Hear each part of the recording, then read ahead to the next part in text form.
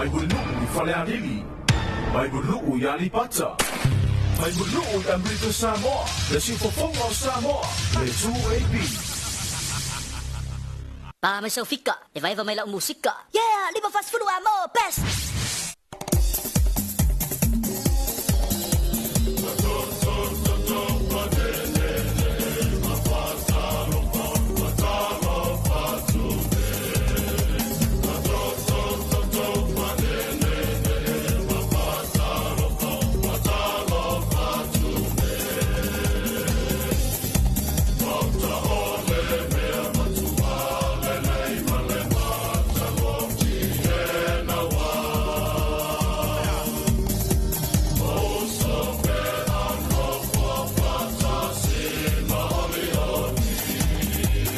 Ole taimalo wati ne vaenga le tai au lea ua awhatonu le itu la e ono me le tautuma la unanga le Sifongo Samoa le 2EP le nei tai au fau ma le nei tai au manuia le fa ua tātou o lia mai le lofa ma le anga le leia lo tātou atua e bei ona iai le nei tai au aso lulu nei o le aso unumulia nei masina lona fa po le masina a perila e le tātou savalinga le nei foi tau sanga loa felua sulmalima fa malo tu lava le soifo manuia fa malo le langi male o tanto se mai lungo le tanto por clambe Talofa Samoa le nei foi vai ngole tai au ole tanto o vivi masani lava ni se swinga la ito tanto por clambe tai au ole o tanto yai lungo le tanto Talofa Samoa ma tala fo tata le telefoni lua ta sifalu o ma lua ta sifalu lua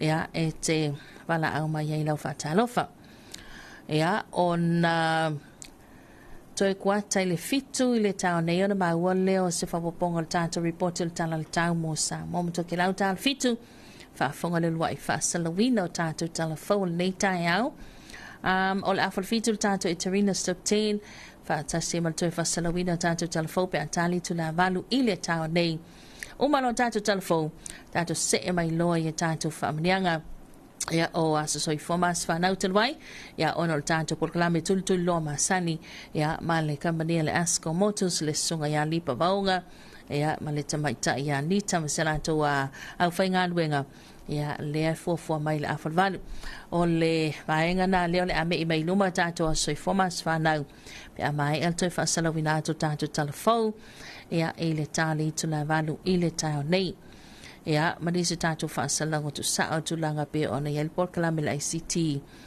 pe atali tu la iva o le le ai fo ila stato tala le fasalawina tu sao mai tanto reporti mai lenga Britania tawan mai le teo fa malo New Zealand tali iva tao nei ona stasina tanto fa mai moi le ile tau tumala unanga fasalawina tu sao le ala tala malo TV iva mali tanto o unanga nei ali Sifongo Samoa le 2EP mafanga solo te lava tanto maftanga istaimi la ule le so ole ta o tonga le na ole tanto feino inga le nei fo ivaenga ole tai au ale ua tala atu tanto le na telefoni lua ta sifalu o male lua ta sifalu lua e te wala au mai lau fatalofa malau fa felo ai le nei tai au Talofa te toa lunga leina. Sei fua manguia malangi na mai lau pionga. Malo sei fua malo. Ia le ni kai au. Bakalofa ni kai au le ofisa mat.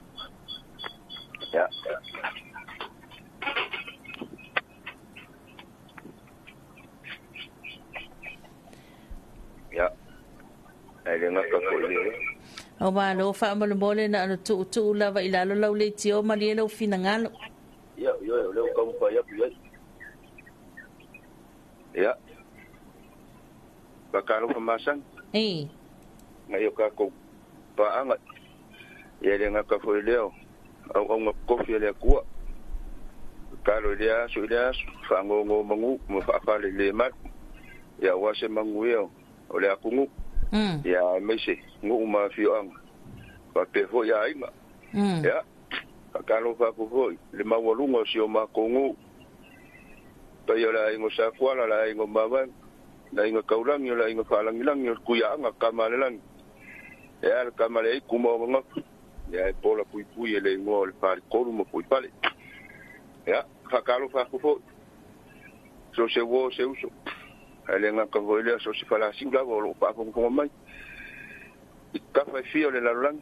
Ya ele ngaka voile o alo mafanga ku au mau ya kungu mau ya wal sa linga mangui o ka kungu ma le fianga ya malo se fu malo le langi mama ya fa kalo va ku fo ingi su ya ingole o le pokala me o fa penga nga fo la sie na o fianga le fong kala ya ya e pule lava makua pula ba ingale le fa fong anga si o ka ko wala leo e me se pa nga masang ya Hakalo va ku voi. Ai ngol, kinga komoch. Ele nga ka foile, ai ngol sio komam sio kinga sio se ka fai fia. Ya. Fa mangule ku ngi ya somo ka volumanga. Ya. La ka ko. Ka fu ia o fai wa. Ai. Wange na o fio ngal fong kala yo ngi ya. Wa fo ngi la sing, ya ile file mu ya ile manga le ku. Malanga fa malolonga mo le malo si fa ko winga. Ya wal bal au o finga makiu ke wal au ingai la u fionga ni wa ngolas ya me se o so aka o pa penga ngo so o fa wal si au man ngalwenga ya wal fa kalo fa kule ni kaya ya vi ia le kwa ya ola ngai nga ko ya ka mo fa mai ngi si o koko si o ka ko pa ya ka mangu ya ke le ku ni kaya mo ka wol manga ya wal fa kalo fa kule la o fionga ni kaya o malanga ngai kumul falol fa tai mama lo molo sao fa tai tele le wa eto pol tanta por klame nei tai au ya ngali foi le li tiu te mafai mai sulta po inga i la o fionga male ainga nei aso tai vala mai ya ka ko pa pe o ngfai ya fa ia sei fo sei fo ya le wa tambua mai ia le sao le tamaya mo malo msala to inga nai fala si ultante proklame Talofa Samoa ya ile nei vai ngole tayau Talofa tul manul tato tulu ila tolo la lampa pa au ya iso staffa o le nei ke lope ya be ona maua tato fa salonga good morning malo laval soifo manuia ya mai se foi la to le wa fa solo atu la wuli ya ma fa solo atu ai la fiafi ya fa malo laval soifo manuia Talofa tu swainga sia wa usu le company supermarket ya famato la to la umalava inai ululoa si usenga vai tele ya good morning lo la wal so from we nei tayao fa fere foi fa Talofa to company supermarket ya Frankie ya ila to la uma mai ser swainga sia I mata utu le lo bafta mai ya lo la wal so from we ile nei tayao mai ser mano au tavale ya mai la to umalava pe ona ya tato fa salonga ya ma ngalwenga amata le nei tayau ya fa malo le us amalo fa Talofa tu swainga sia sa fa ngalwenga le po ya ole ua anga ya tu fo I fa ngamalo longa ya ole nei vaenga le tayau ya fa malo la volta wata I fa malo le ngalu e tiu te mafaiva ya e pe ona yai ya ele na pong sa o mawat ma na yel tala le taule e tatul taimil nei ana na ya sulu lava le la ai lava le taimi e mai tawina ile tu Paulo ya ai e o malol tato besele tato wanga ya tu yai tato se mai loa fa te atul tato tala le tau ya mo le sila fia le tato tu ya ai fo ila mal tato wa matele nei tayau ya wa leva ona tusi mai ma vala au mai to tele la ya no tato sounding ano tu mai se o le ale batel taya ya o te popoli no fo o le aso bulmuli a perila o le aso fai malie mali fai la mu tato sempre tato fa fianga dei ya ona to ina to le report la ta mai tala tau mo sa mo motokela ile nei vaenga o le taya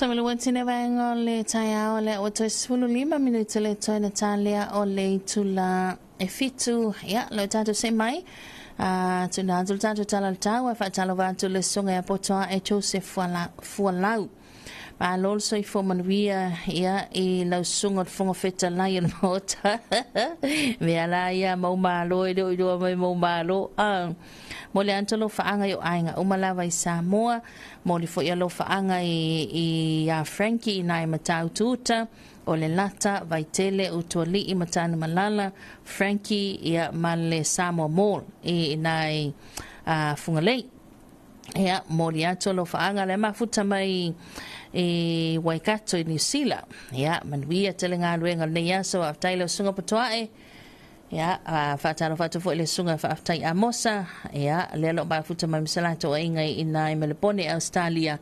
Good morning ya manuia tele tiute ma favor all in a tie out and to say my fati atul tanto reporting nil tanal tang mo Samoa matoke lau tanal tang mo vaenga le antunu ule na fa mawina al afale tula elima ya ile va vea nela so sululu tolu sulu abirila lua fe lima. O winga le tawa o savili le mata polo lo of tia Samoa mai au maia au manai timo inisio taimi. Mo polo mal mutali sala fai mo le soi ma tele ina sulu le la ma le winga le tau. La so tai au le a ho inisio taimi manai timo mama e ono yai inisio waenga.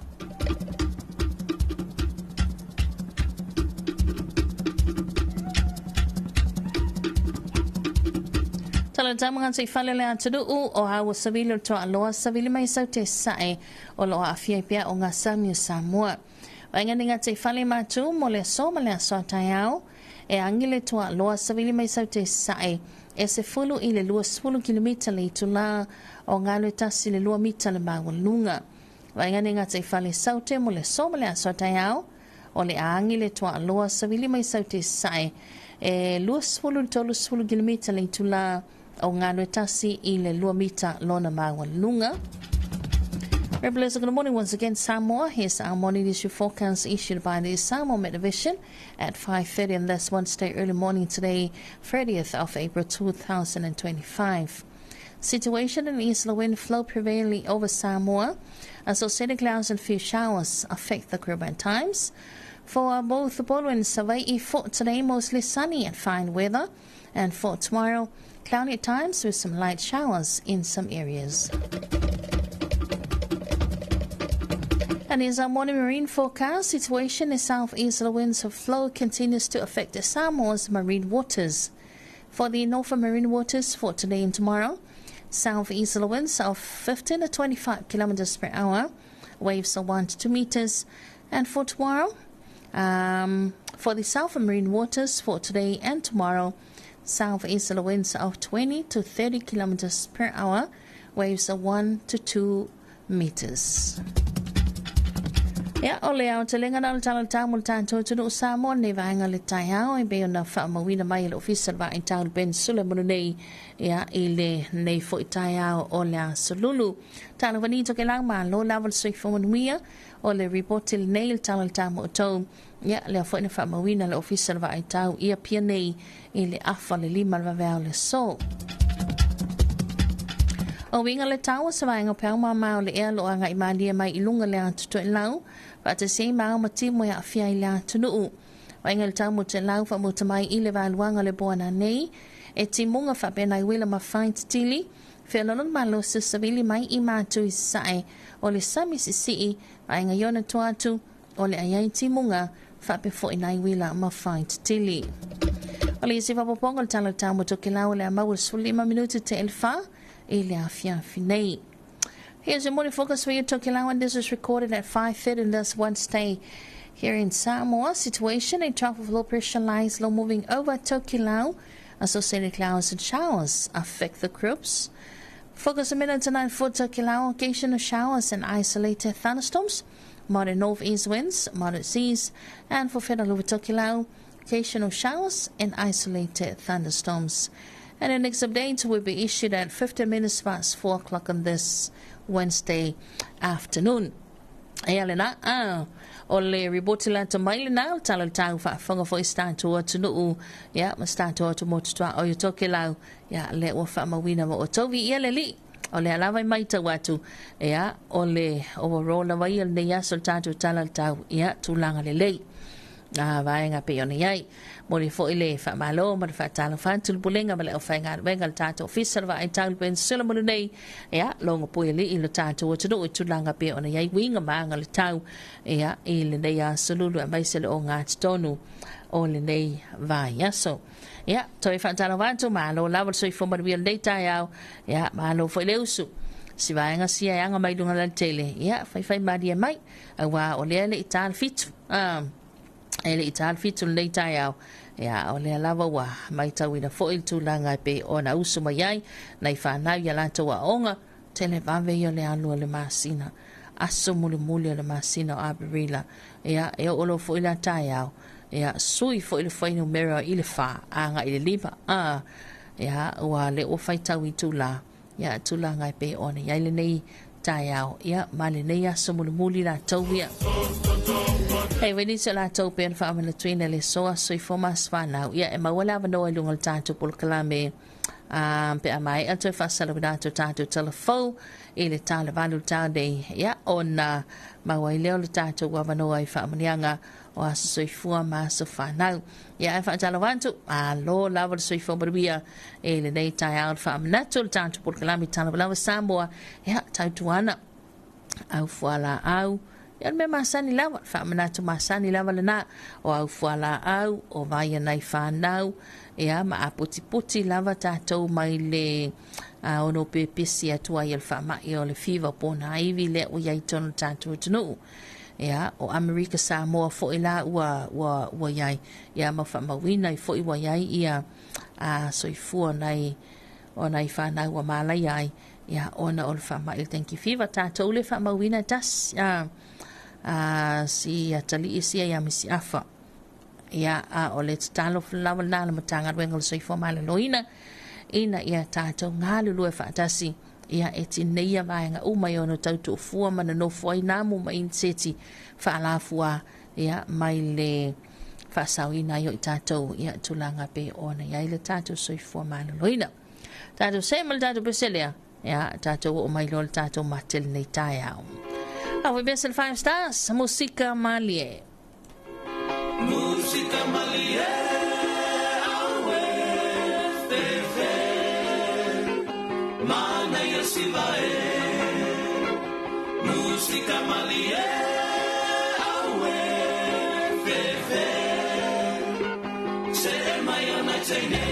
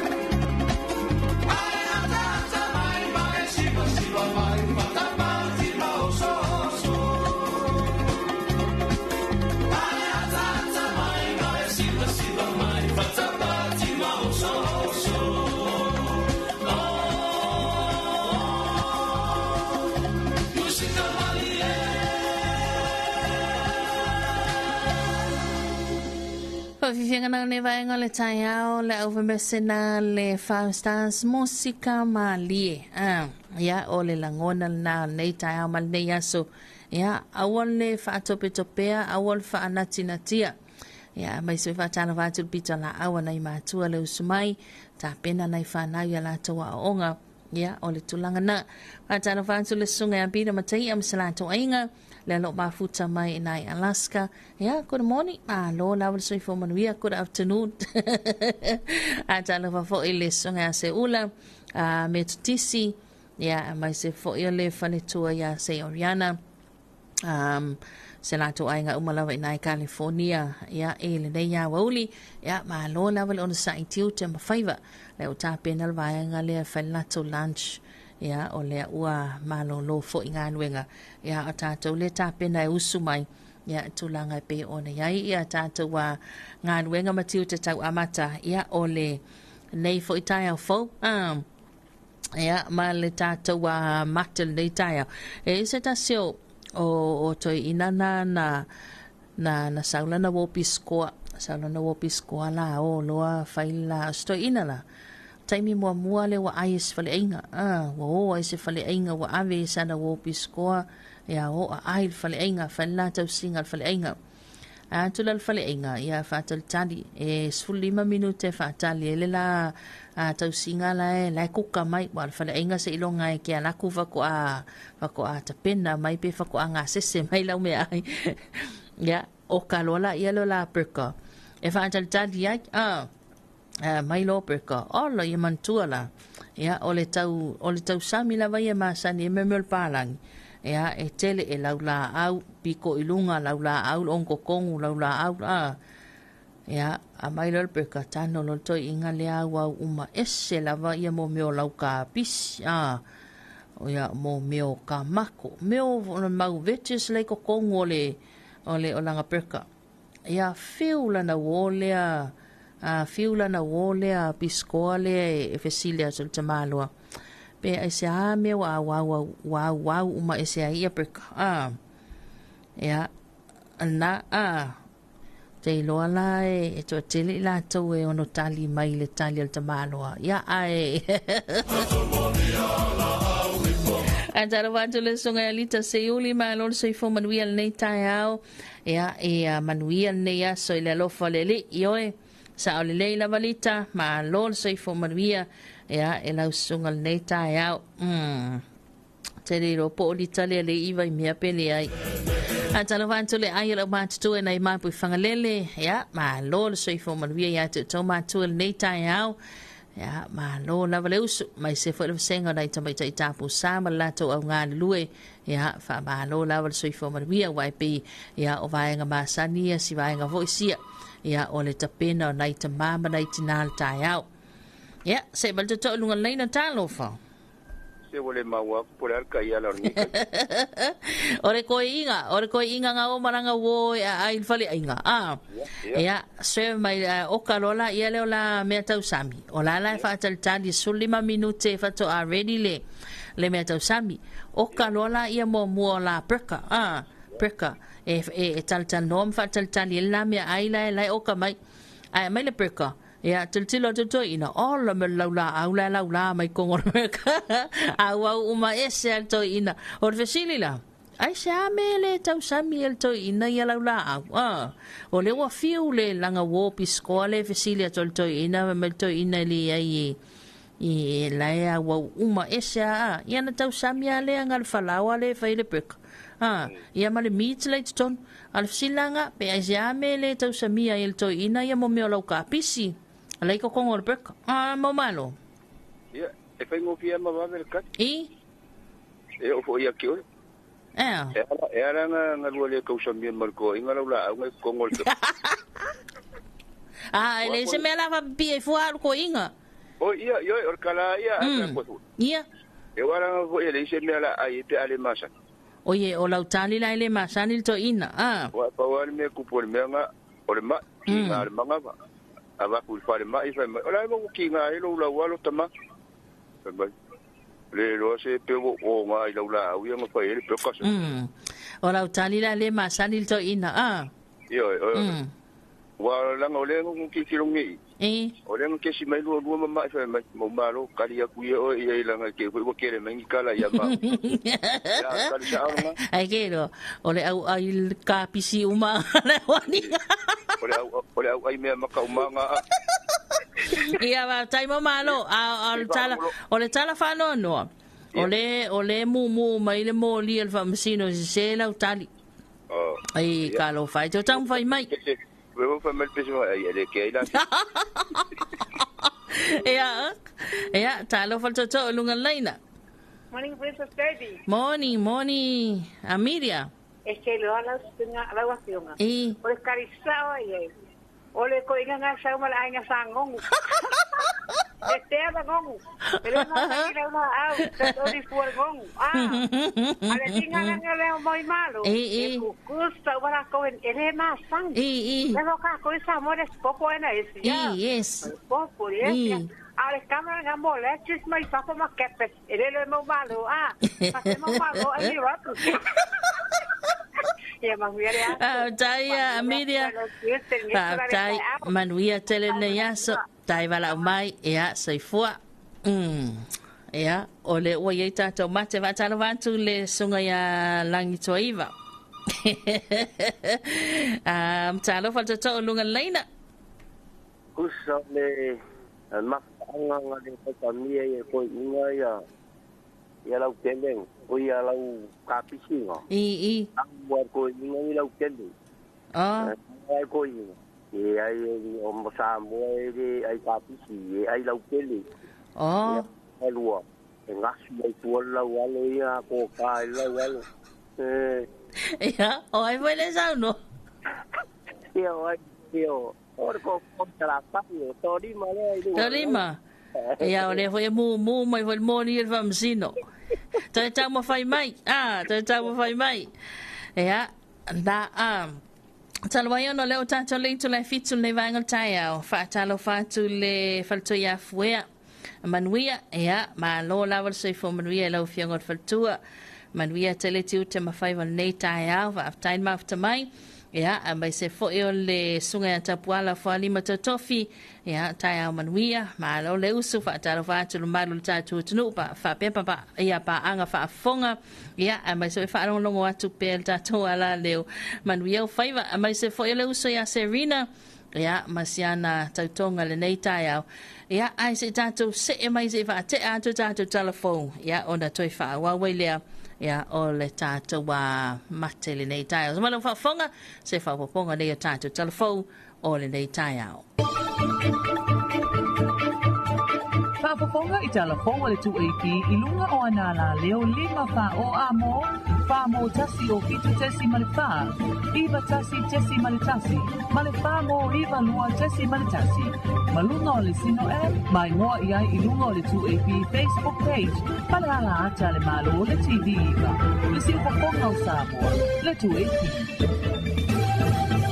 Talofa ma lau fonga fia ai usi mai lau whaafonga si whaapoponga o tātou tala fau. I tala amata, a le lei o na whaafai lele le soifua o au ino whanau. E le tau mate le manui o nuu mai tu malo. O le ute le o tau mawhainga le tu malo sa fata numeratasi. O le afio anga o sa anapu le o tanu se vaenga o na ele. O lo o tua ile falea o nga e whai eile maleta alo o le a o nga amata. Kile vaenga o le.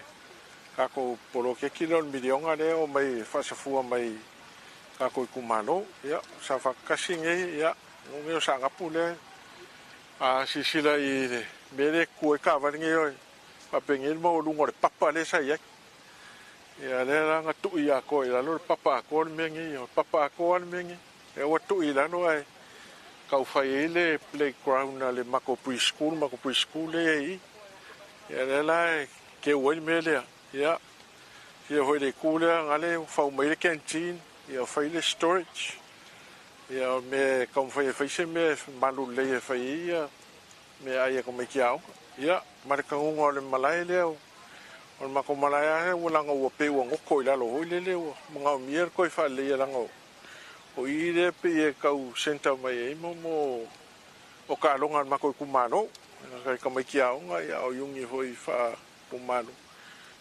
la le wa wa foi le o fa do se lengi le ya o mako kalo ko le fionga minska man mkanga be o le o uma nga be ko uma ko me ko ya e o mo su e kusi mai ko mkanga do ya a ko ngore va ve mai ya va hen ko fa kingo isi me ole fa o e mako pro ke ki ya nga ka mako ya fa pe o mango mako ku mano e sal mum sa ka ma lok fanga ai fa kingo mai la lo pule manuali fa pule Le fionga te fono le fono fa avaya sa fatatasi le ana Ronnie Bosini o le aso ana nafi le na saini ai le miliona lon tolu ma o le ua fa moe moe o le a fa aluina se vaenga e toi fa awa wele ngaluenga mo alo ma fa na wale tu malo e fitu a fio anga o le tu malo le nei o sa fata numeratasi.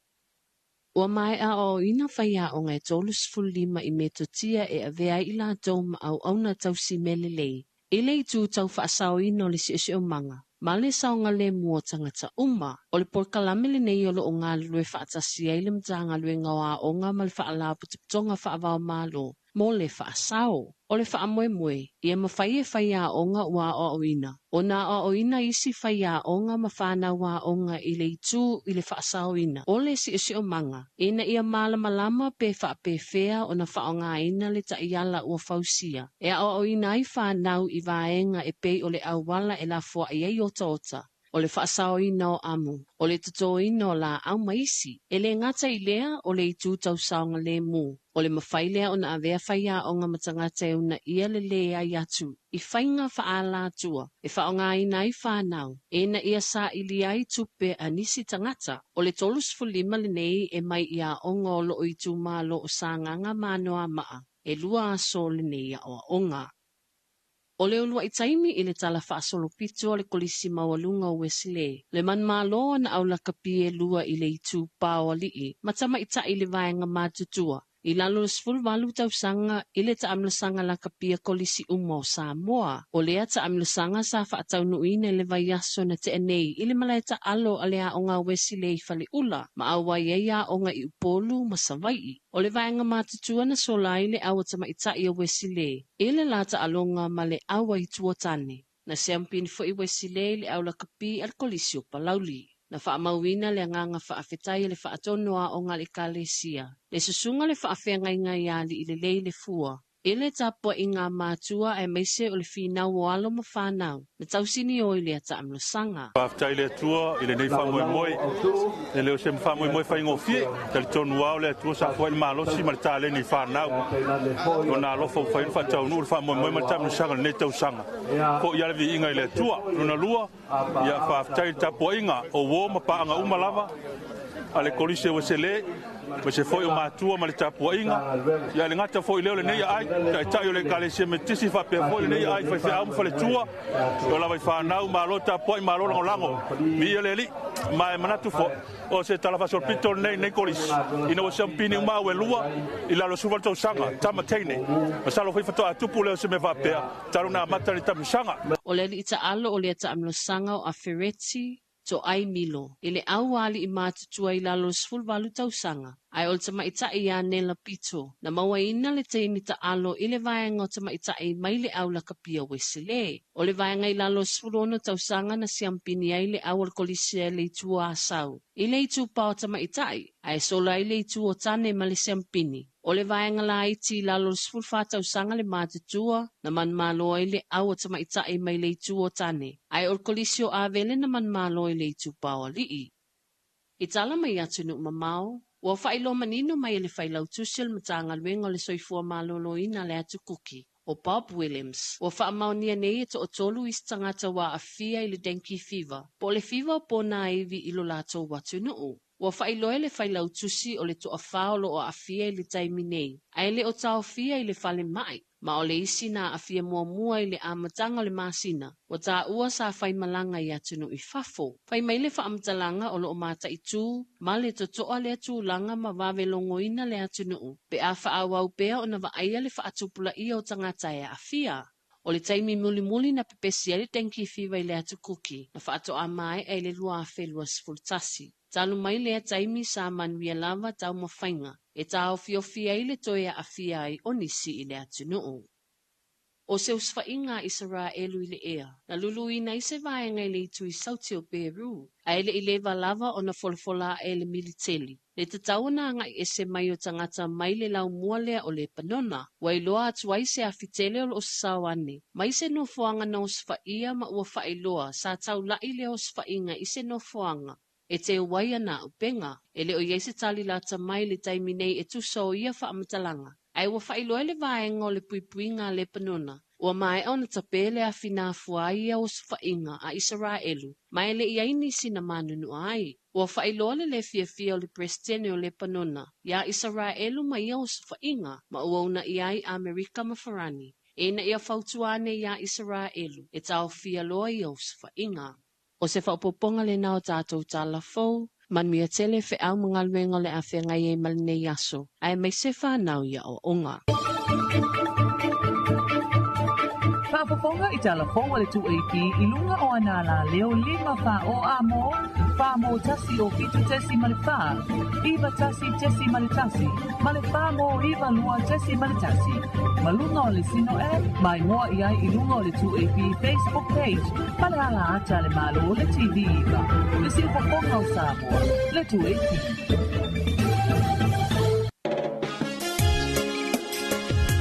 Samila tine vaengal taya o le ua se 10 minute te ne leitu la e fitu ya o le whaafonga na i le lua i whaasalam na tu tātu Talafou o le nei taya o le asa tāpina ina tu whaatasia fonga ina e le sunga ya a inga tau whilango mai le tātu Talafou team ya lona tu whaasalam ina pe atali tu la valu i le taya o nei. Hatalawantu i le sunga ya langi tuaiva. Ia, le tina ya faltasia, mai se foi le uso ya upu. Ia, o le uso ya saole. Ia, masalato ainga i Alaska ya le sa. Ia, awa o le ngole le fa ingoa i e nisil totele o tatu paanga mai i a le sa. Ia, fa solo toi fa mai o le malulu. Ai mai se lai no fuanga fovo. Ia, le alua nga itua awala. Awara fole o amatalawa no fo ia le manu lantado. Ia la tau na mau. Mai vai sina manu lua mātou nei i Alaska ia le sa. Ia good morning. Na lo lawa soi foman wia e le nei tai au. Ha talavatu i le sunga ya tapuala fo lima tau tofi. Ia masalato ainga ma lo lawa le usu tiu te mawhaiwa nei tai au. Ha talavatu le sunga ya maupu sanganga soi foman wia. O le ala la fo mai le tali le sunga ya ma pu sa ngal tato matel le taya pa mai ia o le tali la ngal to ina fai tau tu spa ia la fa mai tu spa ia na fa na wa manu fa nga ila au a fa na wa tangata fa nga upu matala fa ya toi fo ia manuia po kala mel le taya ia a tarvantu le sunga Mandela matavai so i fomruia ia masalato ai nga le lo mafuta mai au te roa New Zealand. Yeah, good morning, kia ora. Lo lawa so i fomruia nei tai ya toto. Le o ta toto e to talanta to na telefoni. Lo ta si falu o le lava ile isa o lava se mate o le lava mo mai le mo ni al famsino. Ele isa o se mate il tato a por kala mil nei tai ya talofa. Ya talofa. Ma lo so i fua. Sua. Lava. Tawaka. Ya. Elau. Pasio kan ni kaya. Ya. Pakalo fakui. Ka ko pang. Ya wo kon ma. Masangyo. Pa fong ai ngol tu pi. Ya la leo. Mo samo. Ha. Ya. Logo ko staff ako. Ai. Oye, pule. Se yo fui se o pico kiki o ko wala leo pi oi. Oi sa pe o le kiki kupa. Le yo wala titi. Okay. Ai umalo mala credit ya to ta mo fai mai. Te ta mo fai mai lua ta si falo o ma lua ta si falo lua. Ta to wa por clame le ta ya talofa. Oli. O pe va vosi. Fa pe o lo telo fa tu nonu lua. O lo quero fa ku fa pe o mala credit. Ai la. Wa. Ka fa le komule mo le. kulang foi le ki dia ku yukangi oi Talofa i ya ngo le kulang ale po fa Vodafone i mo le wi po ti sha ai le ila se po Vodafone ya ko nga foi fa ngo mai foi ele tungal pulen al Vodafone ya mo lang ko foi ya yukangi ya ma ko kile po ya yukangi ole ko mare ko mo kulang ale le au nga al Vodafone ala nga nga ko ti sha ye le wo ke ya na ma wol tato fsili taya o lo ole ngongula no na ma wol tato fsili ole toi ina e na o mala na wo pisko e fail sela tau singa fo fale inga ya aya nga ya tu fa maltala le ale afenga benga es fully ma minute fa tali ai le lukuka le luata maftanga la kuka mai ya tangolo le ole wo pisko le toi ina Samoa tango lola na wo piskoa o ka lola me venga breka pape kala ngua ma fatal tali la mi ai au mai le breka au wow uma esel toi ina Samoa le ya mo me ona la au le ton arvesila na pe ai sia ele tau sami ai el toi ina ya mo me ona ka pisi o ka mako ia ke lolo pe ngus ko inga o yo lau tali la ngungu karinga kurunga yai yai ya kai ye pion menga waring kangus ko inga wa wesi ya di musti mais ko inga ngungu pa pe ako kawalang fai lang awo para ye o ka pe ngar kulangan teka ai wangi ama ye ngi me kong to inga sa ngal fala maka ya wangal maka pingiro ngal pra wa tai no nu wa tai ya ole fo ye mu mai mo dia masina se tau vai mai nonu ya Talofa malo ki pepe malo sai fo mo ria malo le lang mama sai fo mo sai fo lau mai malo le lang ma o alo ngasengas o que nei mai fa me fo no le se sa o ya le pese mo ngu ku ar kama o nga fa san lo nga fa mai ngoma so le o ave o ia ile o ka mai kinga iso wa koru wa o anga pongi so le ro ngata te so le ya ere ke ai se ya valore ora mong bien ngi ka fo malo felus yo ya va kai fo isingo va fianga ngal ku mongu o wa Samoa ngi ka ya karo fa ku ya ko sunga va fianga nga malava ya ngai kinga ngai ka mai me se ka ko pa anga ya ku ngo mau ai foi kuskusi ya lo fa ku mo ko ya lo foi mo ka ko pa anga ngongu sua ya mamarika alo fa kurika ngi ka ya alo foi ya fa vela wa kala lo mo ko kai mi ngere pisi lo mo ko fa vela ya alo foi mo malo ya maskenga ngale vi me foi ngu fa kasi mo malo fa mena ke kwa oi ya la kwa oi ya lo fa ku ngi ka ya mo ngi nga nga fa ya Samoa wa so se kanga ya malanga ya kia fa mongia le ko ka ko wala ngi ya so se nga ben ya le fesiri nga wo pisko mo ko Samoa ya ka ke ro fo isko inga ya wo ko inga ya so ya ile masangi nga mia pe masangi ala ko ya la ko ki ya msime malili ya wakango isko inga be se ya fola ya msime fa pe e lo pongi da maru anga ia mea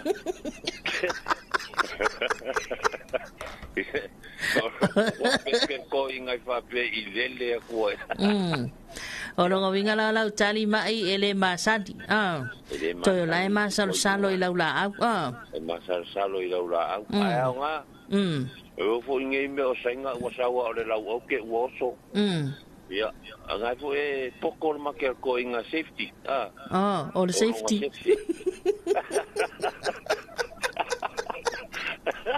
ya ora kan ya kalo fai mai o le vo mo mai mo ni fam sino se ka nga fa me maka o le mo mo ni fam sino fa mai tata fai mai atili alo fa pia maui ya ma tai nga vo ya va ai va be es como pai ya ro fa pia ro yo fa ko firi Tai mai. Tai. Ia, va tai tele vala mai manuia tele nei tai au. Tai, ia, tai, ia soifua. Ia, lua ta si whalua o man lua ta si whalua lua sone. Ma kwa i le ai ia ma se mateo sa o mai ali. Ia, talofa te tau lunga leina. Alo, le ma fil pepe. Ia, soifua manuia na nei tai au. Lua. Sole. Sole. Ma ko kukusa le leiro si fonga ma nonu malua. Ya, la sui la leo. Ya malo na makapintana. Malo Facebook nei tai au fo. Ya. Malo e pulea oi. Ya. Askai le ku mo le ngai aso. Ya mi sere nga fia mo le fa kai fa fonga ku ma ko fa longo lo si fonga. Olo mo wa pelo se fu manguia. Ai. O ma ko ale siria ma ai ya o e ngase. O nga pe nga si ko inga nga makarang. Ngala ko asire ma yo si ngo so sa nga tenga.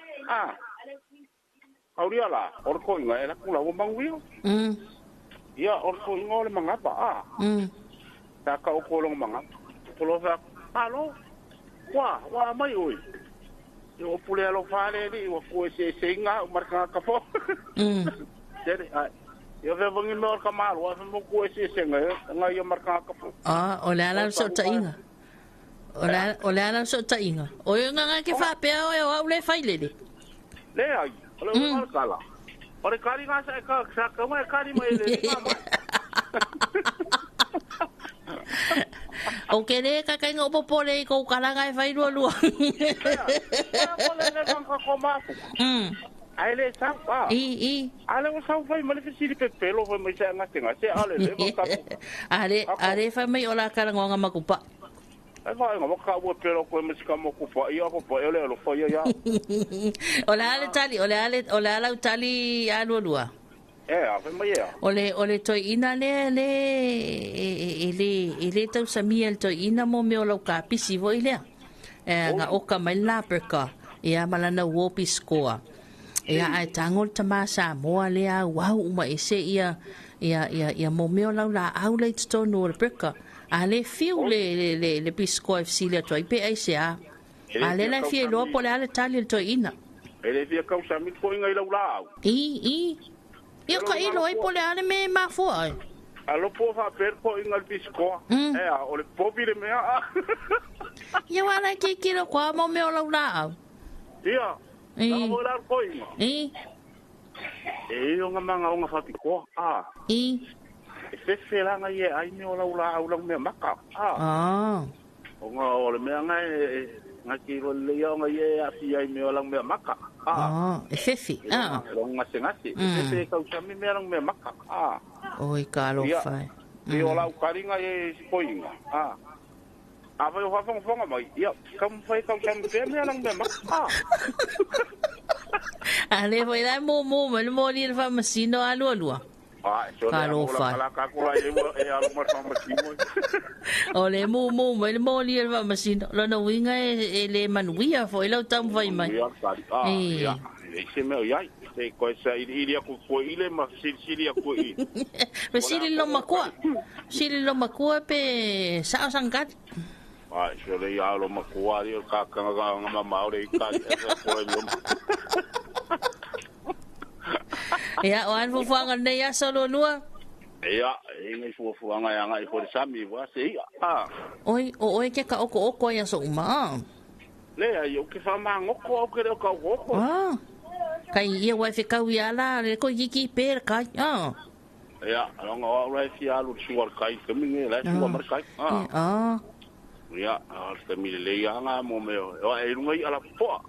Ya ma ia vo le fu le kai me so ko ile kai o onga le mai il sam.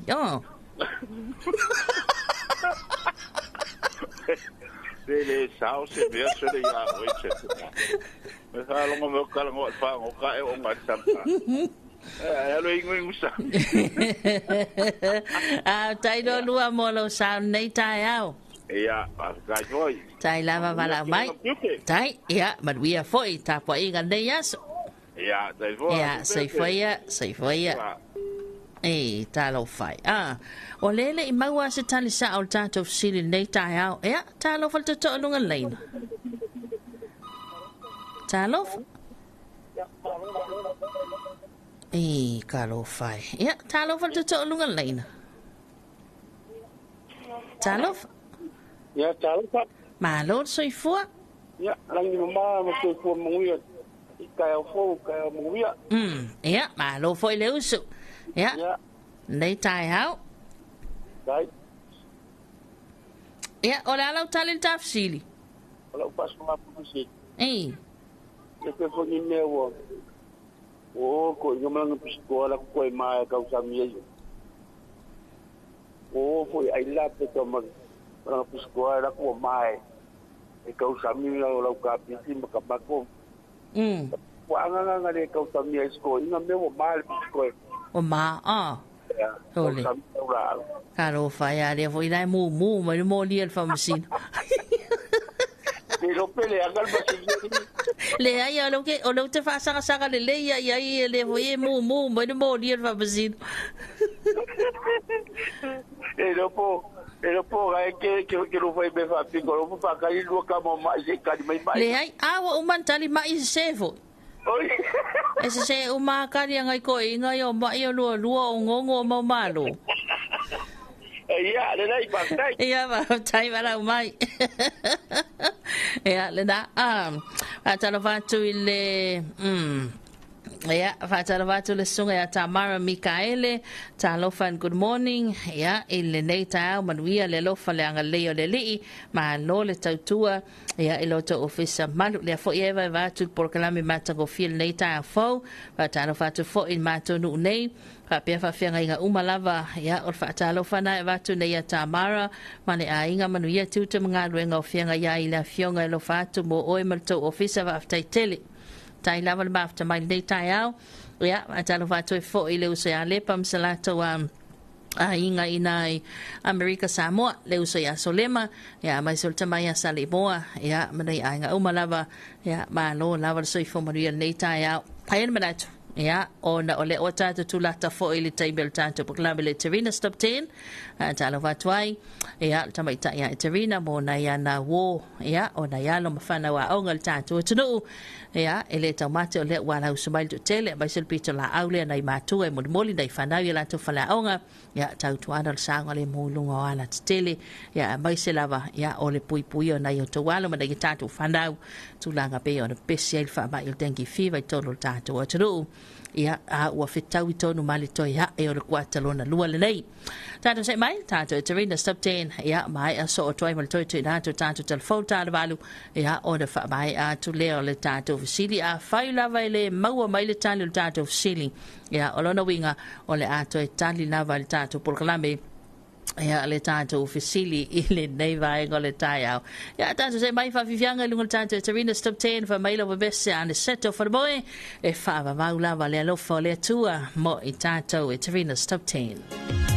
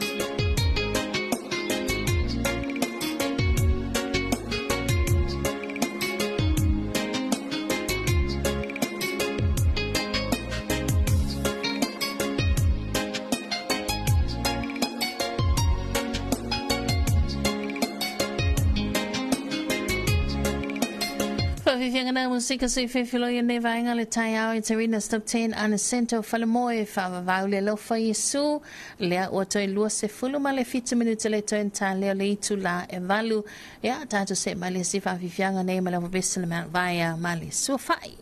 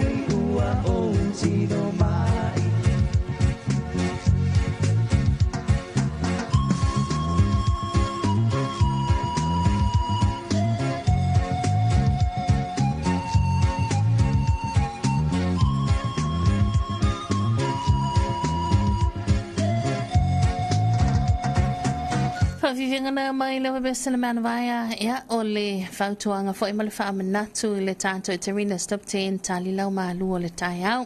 O le watoi lua se folu ma le tolu minuta le tuen talia o le itula valu ya o le so atu lava tātou musika lunga tātou Tarina Stop 10 whamalanga inga i lunga ala tetele tautuana lo sanga le mo whamalo whaatalofa atu le usa ya whiawai ya masiana tautonga nei tai au. Good morning. Ja, o le fautuanga I awe ta'avale. Awe ta'avale, se alu alelu. Te pataula I tangata ututu. A whai tele whai te tangu malapa. Eo o se whaalawe lawe so se tangata.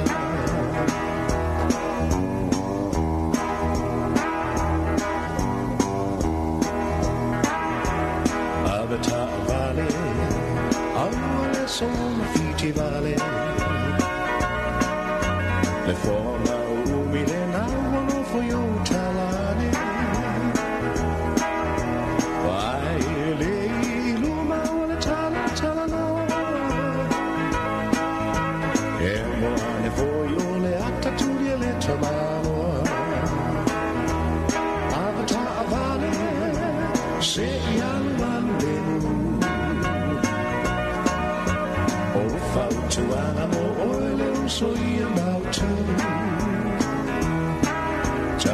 si sulla fono e le gacciai sono nei fa per foglio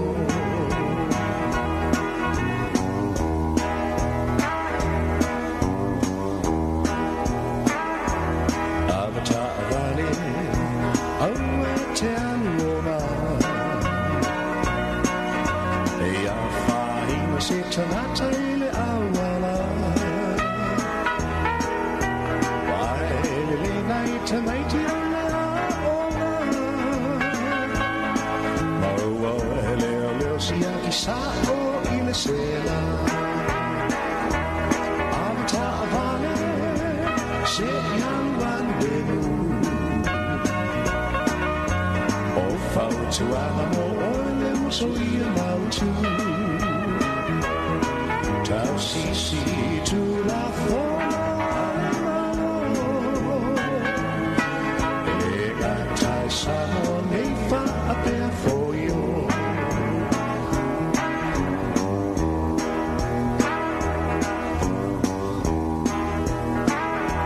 Alvata vale se ia wan menu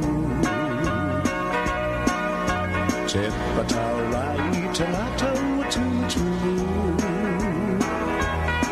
a fai te le fai te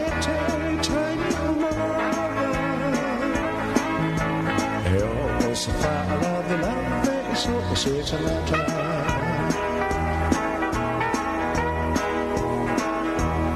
avata vale awale so na fiti vale le fonga umile namo for you talane vai le inuma la talano emo ame for you le attitude le tabano avta vale se young one nemu oh fau to amo olem so you mountain Tau si tu la fono le gatai sano nei fa per foglio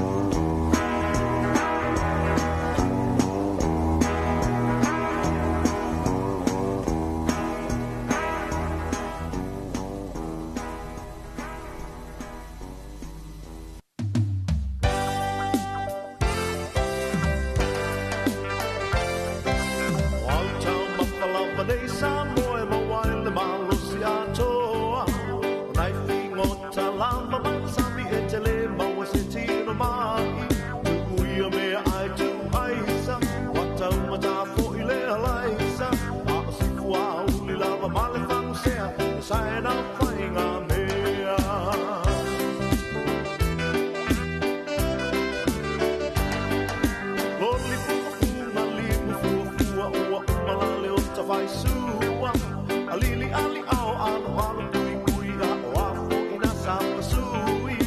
O nai kumange o fuma o male famo sea, sai na fai na mea. Fume mai le umu o le sona i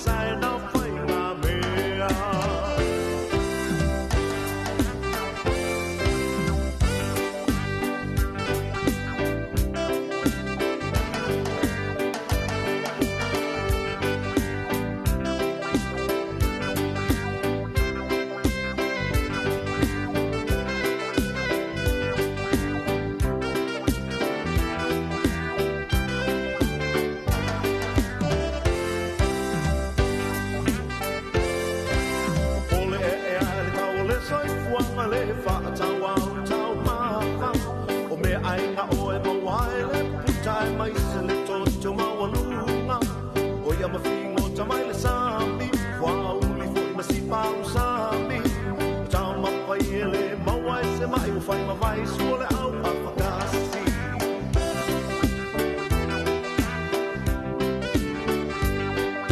loli funga funga limu fufua ua umalale o ta fai sua alili ali au alu alu Sapa sui, onai kumange o kunga o male whango sea, le sae na whainga mea.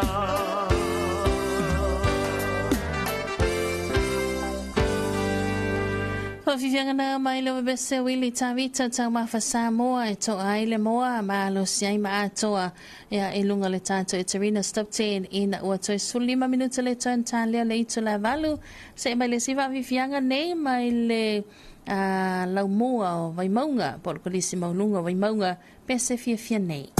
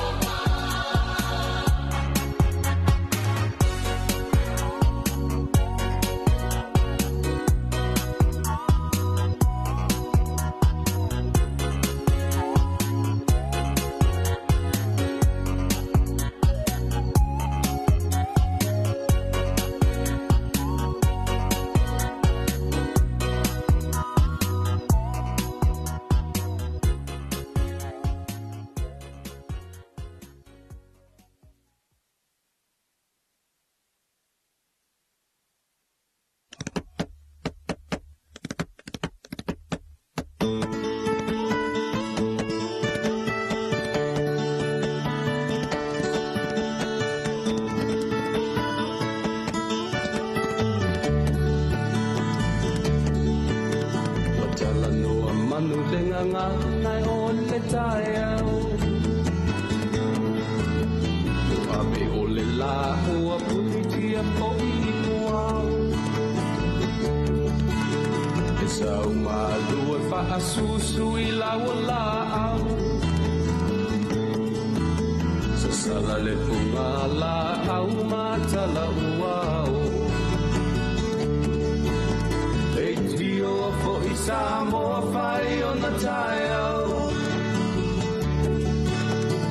Amatanga o le asofa a popo o le olanga Te tae au nai matani uwhea ngai ma le ata Te tala le lei ua so ai nei Samoana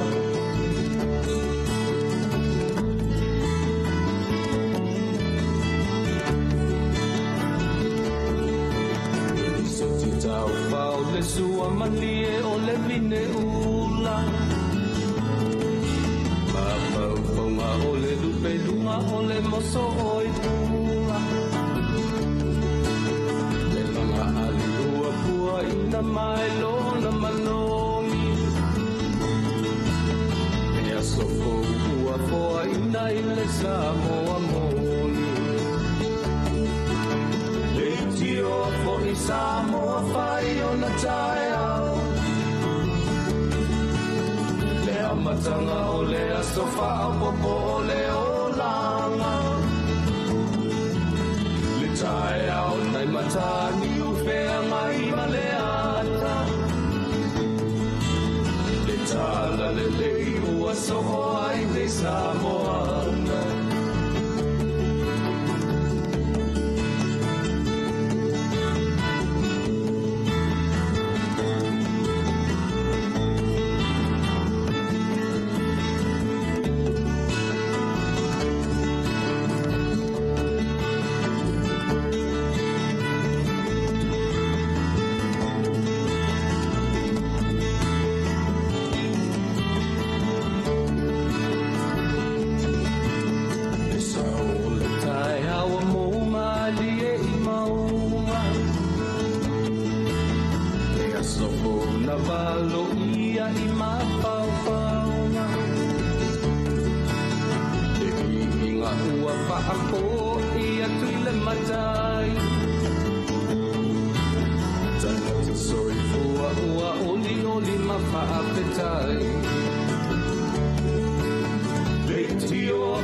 Samoa whai o na tai au Le amatanga o le asofa a popo o le olanga Le tai au nai matani uwhea ngai ma le ata Tala le lei o aso o ai nei Samoana Le tio fo I Samoa whai o na tai au Le amatanga o le asofa a popo o le olanga Le tai au nai matani uwhea ngai ma le ata Le tala le lei ua so ai nei Samoana